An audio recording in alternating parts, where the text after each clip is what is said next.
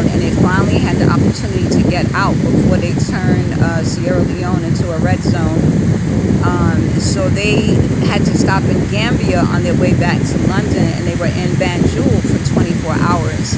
So I went to see them this morning.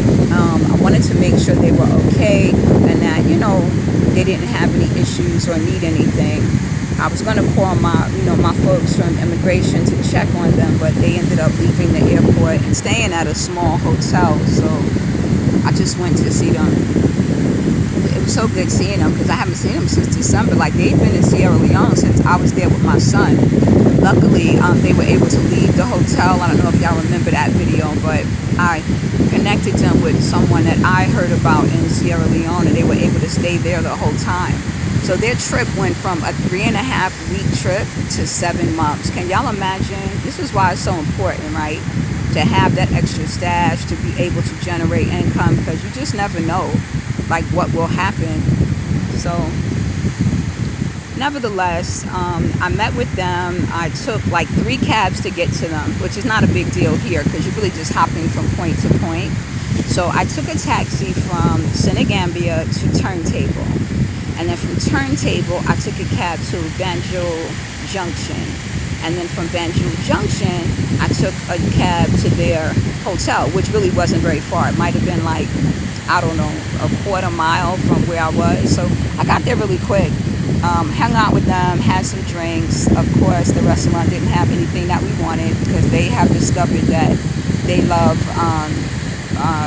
baobab juice, and the hotel didn't have any, but they did have hibiscus, or what we call wanjo or bisap. That's what you all may know it as. So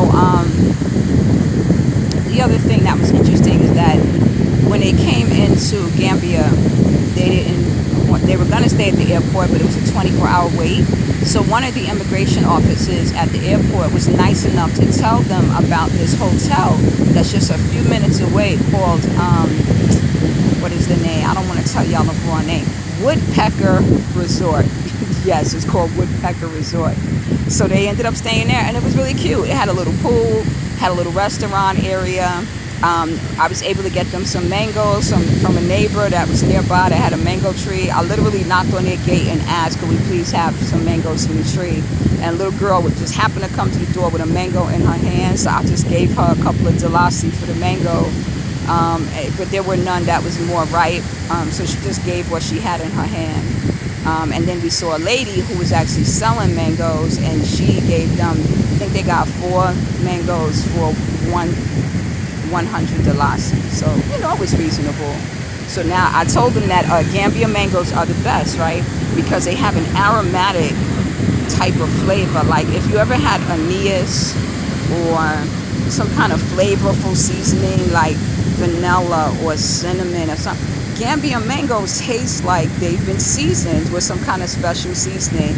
I keep saying that if Gambia mangoes were, if there was a perfume called mango perfume, it would be a Gambia mango, because they literally have a perfume type taste. Like, it's sweet and just really delicious. I'm not sure what that combination is about, but I'm gonna move on from there. So after I left them, I came back to Turntable, and there was a brother that was grilling chicken and the Turntable at the market. So the little pieces of chicken that he was grilling, he gives it with like onions and peppers. There's no bread and all that, but I guess you could figure out what you're going to do. So I just went to the bakery, bought some bread. I bought some lettuce from one of the sisters. She was selling okra. I took a piece of okra and chewed it, and they was looking at me like I was crazy because I was eating okra raw. And I was explaining to them that you can eat it raw. You don't have to cook it down all the time, So then I was trying to get a cab back to Senegambia, and there was an issue with the cab, right? It was so many and it was so busy that I couldn't get a cab back.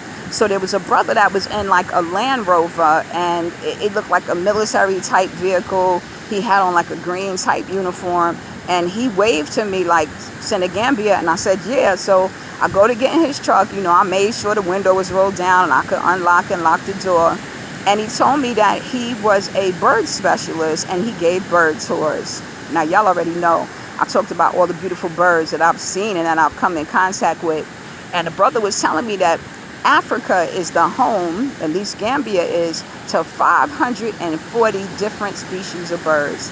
Now listen, y'all, I'm not a bird watcher, but guess what? I'm going to be a bird watcher next week, because I'm sure going on one of those tours, because I know that there's some spiritual significance to birds, and I want to know more about them. And I don't think it's a coincidence that I met this brother. He said I could interview him. He's going to allow me to interview him. So I'll be bringing him to you all to be educated about the birds in Africa. So I think that is really cool. I can't wait to share that with you all. I left him, I got my bread and my grilled chicken and my lettuce, and I make my way back down to the beach. And walking back down to the beach, I got a bunch of black butterflies following me all the way down to the beach. Blessing, okay? I was just tickled because it was just so beautiful.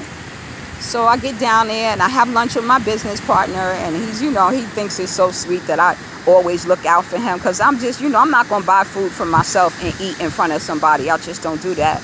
And the food is inexpensive enough that I had some more for dinner and I could share. So I shared a sandwich with him.